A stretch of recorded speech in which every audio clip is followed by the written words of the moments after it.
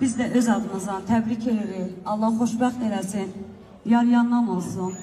Hər iki tərəfə göz aydınlığı verir. Həqiqətən də mən də çox şadam. Dəyərli bir ailənin yenə də xoş gününə gəlmişik. Maşallah. Teki hər zaman Allah hər birinizin qapısında toylar nəsib eləsin. Bizə gələk şənləndək. Dəyərli dostlar, yeyin için nuş olsun. Gözəl ansamblı salamlayıram. Mənim həmkarlarımı salamlayıram. Var olasınız. Allah Məhəmməd yar edəyək. Xeyir dua verilib başlayaq. Sizdən bir xahiş edəcəm.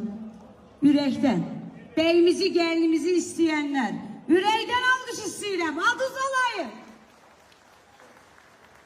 Var olasınız. Gözəl bir həzin mahnı, ondan sonra oynamaqlar da.